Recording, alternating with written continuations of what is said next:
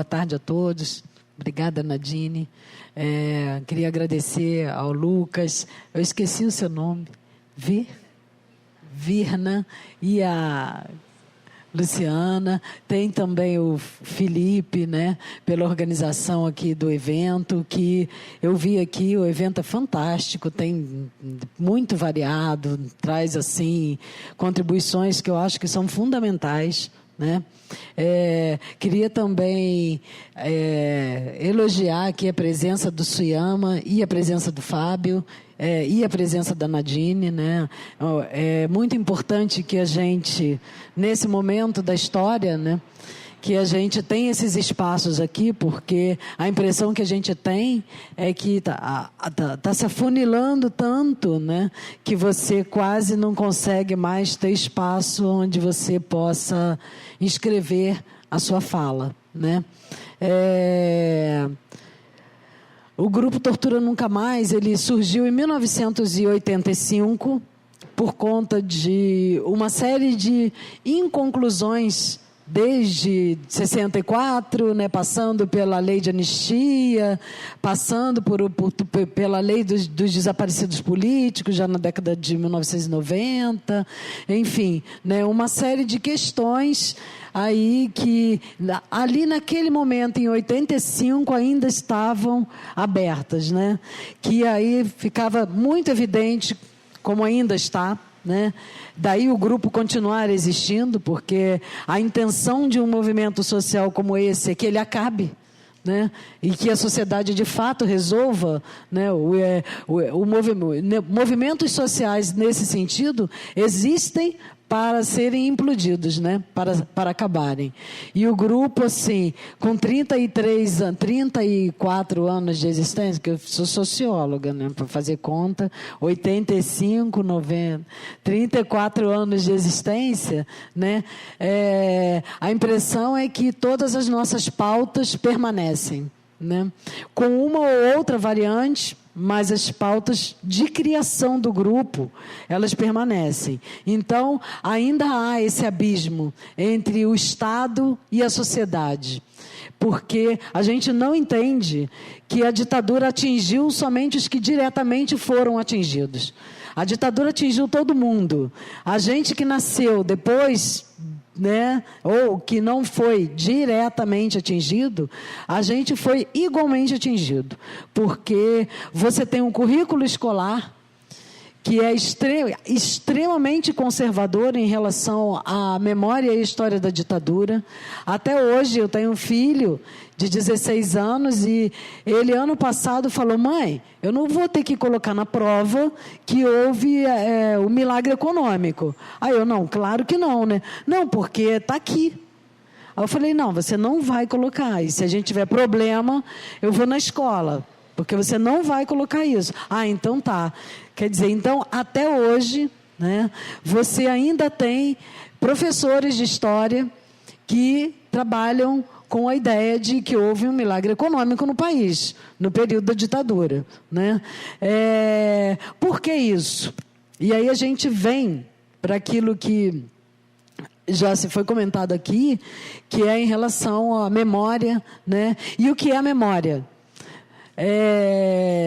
Além do processo de lembrar, né, a memória é um ato político, porque o que você lembra está vinculado às questões que você está discutindo, que você está trabalhando, que você está elaborando, tanto no nível individual, de tempos em tempos a gente vai refazendo as nossas memórias individuais e a gente vai lembrando, retirando e incorporando atores, fatos, acontecimentos, como também em relação aos estados, né? Em relação à sociedade. De tempos em tempos a sociedade também vai criando e o Estado também vai criando e vai recriando, vai fazendo um revisionismo ou vai produzindo não só um revisionismo, como um negacionismo dessa memória, né?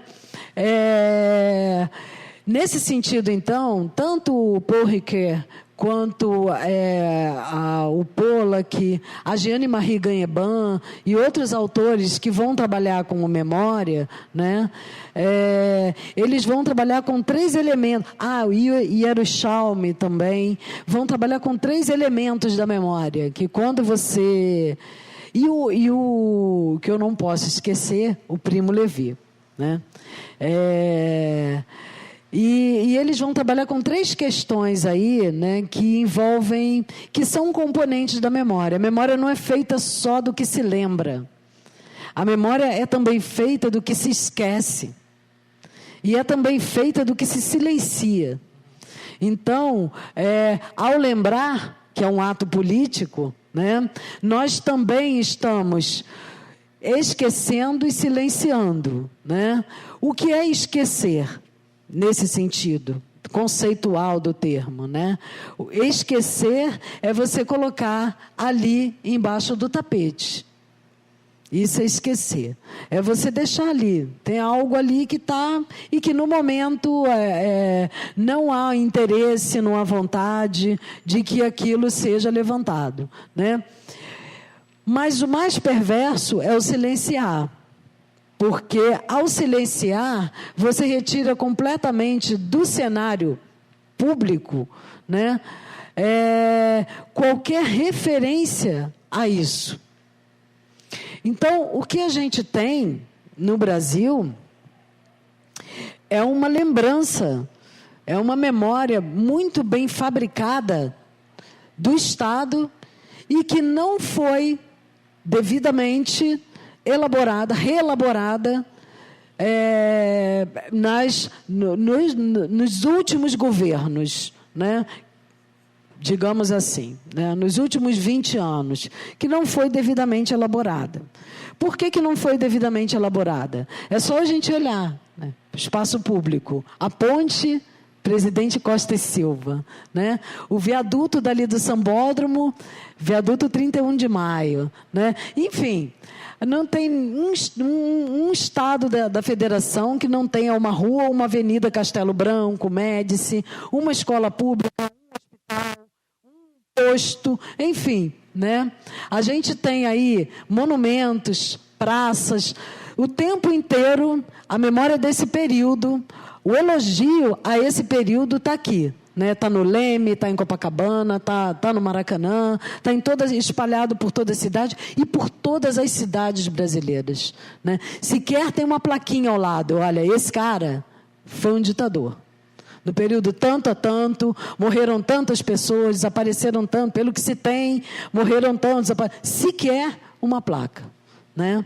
Se conseguiu colocar. Nenhuma placa ao lado de monumentos, né? Não se conseguiu. E aí é uma questão que até eu queria conversar com o Suema sobre isso.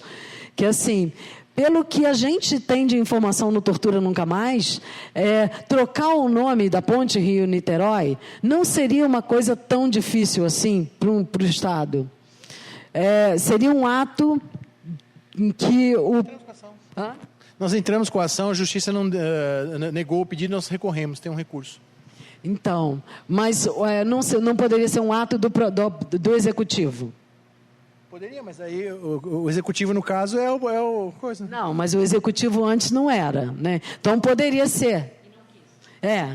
Poderia ser um ato do Executivo, que é o que os desembargadores e todos falam para a gente. Poderia ser um ato do Executivo.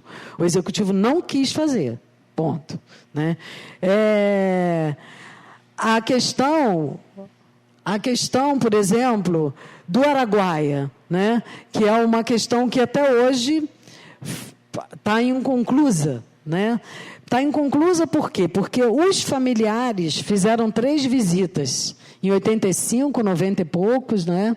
Agora, as últimas visitas, elas não foram organizadas nem coordenadas pelos familiares.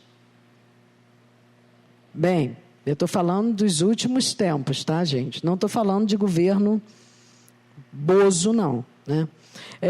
Os arquivos do Exército, Marinha e da Aeronáutica permanecem e permaneceram fechados, né?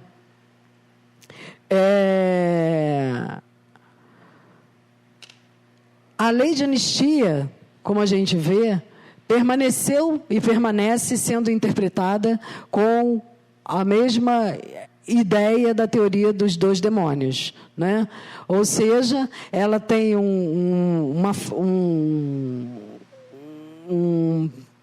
como é que eu posso dizer? Ela diz que os crimes conexos serão também igualmente perdoados, e o Estado lê e entende crime conexo como um crime que o próprio Estado praticou. Então, a lei de anistia, ela anistia os torturadores, mas ela não anistiou os chamados crimes de terrorismo.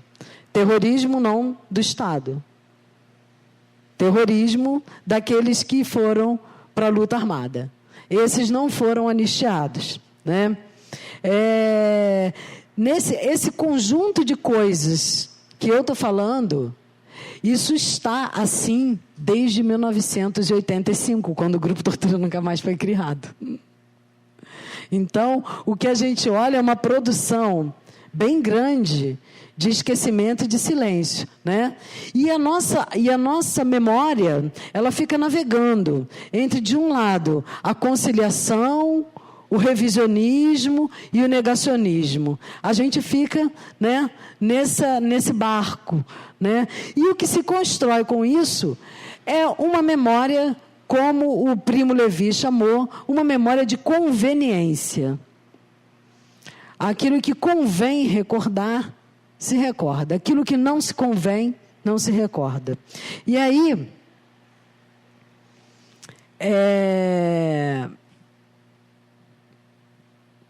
o que a gente observa, né, em relação ao presente, é como se falar de justiça de transição se a gente não tem minimamente um mínimo do mínimo de um Estado de Direito, né? Se o Estado de Direito nosso, ele é tão punitivo quanto foi a ditadura. Ele é tão punitivo quanto. Ele não é menos punitivo. As torturas não desapareceram. Os desaparecimentos não desapareceram, né? As mortes não desapareceram. Elas estão hoje vinculadas a uma classe, mais especificamente, que são os pobres, os negros, os LGBTs, né? Mas não desapareceu. Então, nós temos um Estado de Direito punitivo. Como assim? Parece uma monstruosidade, né? O que eu entendo que a gente vive é um estado de exceção permanente, nos termos de Agamben, né? Garantidor de um projeto capitalista. Em que a palavra democracia é usada como mercadoria. Nesse jogo de poder, né? E aí que a gente observa, né, que não é contradição, mas que é uma ação do Estado, é um Estado hipercontrolador, que controla tudo. Nosso CPF é rastreado, né?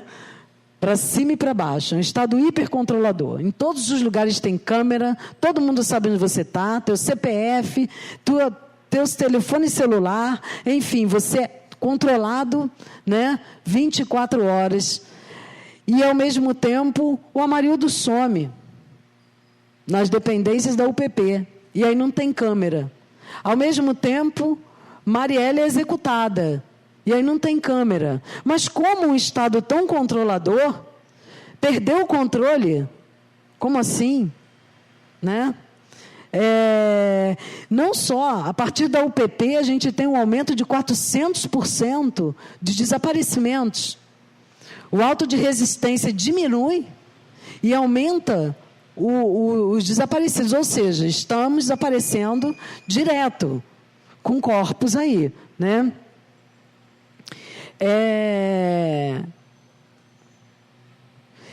E o que se produziu além disso também foi uma diminuição da participação popular, né? É como se o povo né, como se a sociedade compreendesse que a vida política só existe dentro dos partidos. A nossa vida política, nos últimos anos, ela ficou muito mais limitada, né? Ela ficou muito mais restrita, ela ficou quase subordinada à existência de partidos, que é a crítica que Foucault faz lá na década de 1970. Né?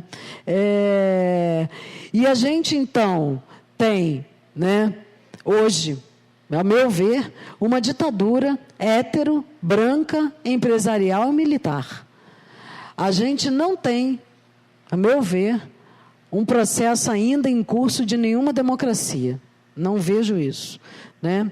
E aí, só para finalizar, eu vou ler a carta do Herbert Daniel, que é um gay, né? E que estava no exílio em Paris com seu companheiro, e ele é beneficiado pela lei de anistia, né? E ele tenta voltar para o Brasil e não consegue porque o consulado não liberou, o brasileiro lá em Paris não liberou o visto dele.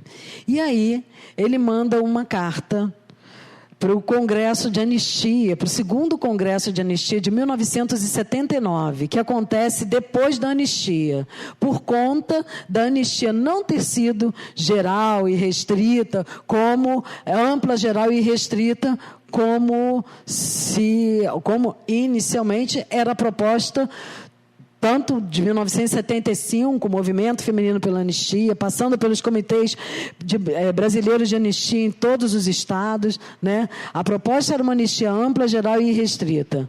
Mas, aí, por conta disso, do Herbert não ter conseguido, ele escreve uma carta para esse comitê, ou seja, ele escreve uma carta para os companheiros dele.